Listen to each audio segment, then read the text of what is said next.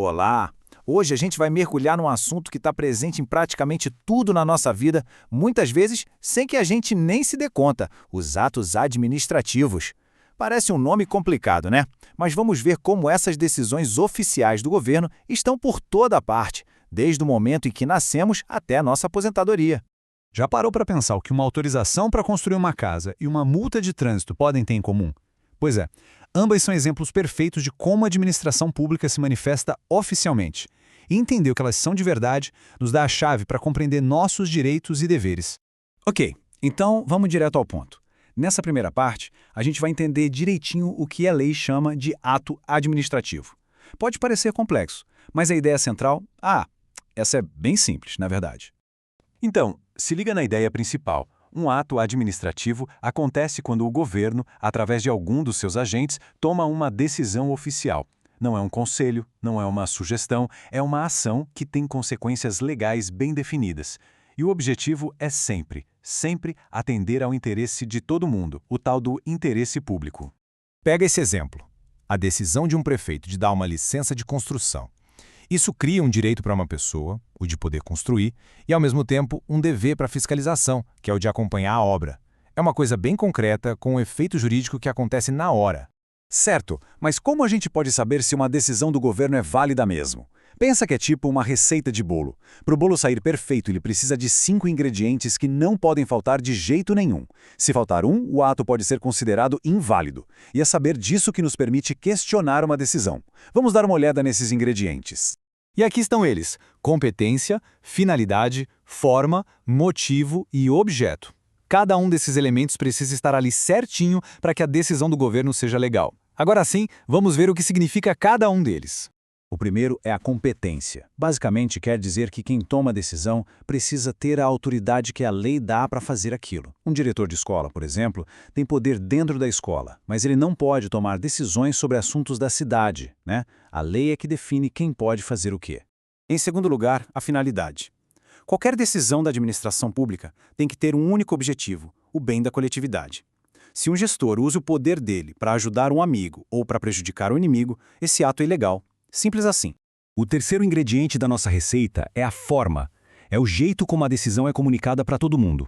Normalmente precisa ser por escrito e seguir todo um ritual, como ser publicada num diário oficial, por exemplo.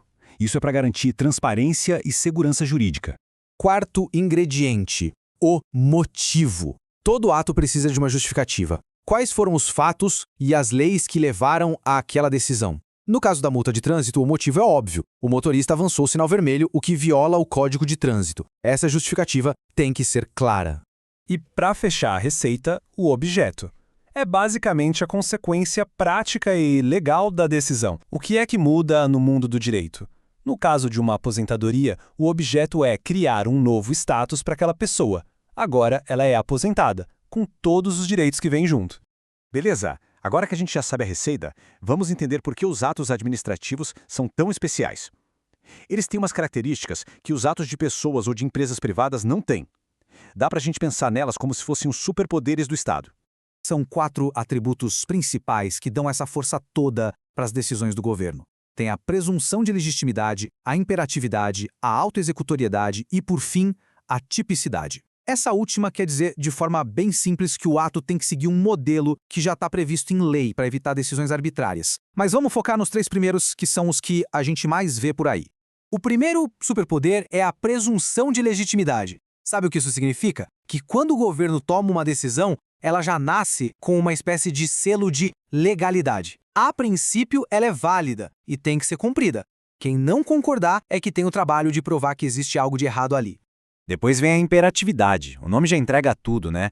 O ato impõe uma obrigação e a concordância da pessoa afetada não faz diferença. Quando um restaurante é interditado pela vigilância sanitária, a ordem tem que ser cumprida na hora, mesmo que o dono discorde totalmente.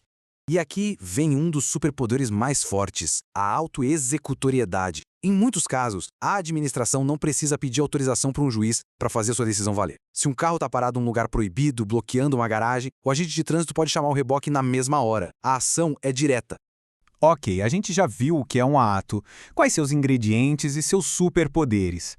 Agora vamos ver como eles aparecem de formas diferentes no nosso dia a dia, porque nem toda decisão do governo é igual à outra. Uma diferença muito importante é entre os atos vinculados e os discricionários. No ato vinculado, a lei não dá nenhuma margem de escolha. Se todos os documentos para tirar a identidade estão certos, o servidor é obrigado a emitir. Ponto. Já no ato discricionário, a lei dá uma certa liberdade para o gestor avaliar e decidir o que é melhor para o interesse público, como na hora de escorrer o terreno para um novo parque. Os atos também se dividem pela sua função. Tem os normativos, que criam regras gerais para todo mundo, como um decreto. Existem os enunciativos, que só declaram algo que já existe, tipo uma certidão de nascimento. Os punitivos, claro, aplicam uma punição, como uma multa ou a suspensão de um funcionário. E também os negociais, que dependem de um acordo de vontades, como a licença para um comércio funcionar. Mas e se uma decisão estiver errada? Ou se ela simplesmente não for mais útil? Nenhuma decisão do governo é para sempre. Nessa nossa última parte, vamos ver como um ato administrativo pode deixar de existir. A primeira forma é a anulação. Ela acontece quando se descobre que o ato nasceu com um problema, com uma ilegalidade. Lembra da nossa receita? É como se ele tivesse violado um daqueles 5 ingredientes. Se um concurso público teve fraude, por exemplo, ele é anulado e todos os seus efeitos são desfeitos, como se nunca tivessem existido.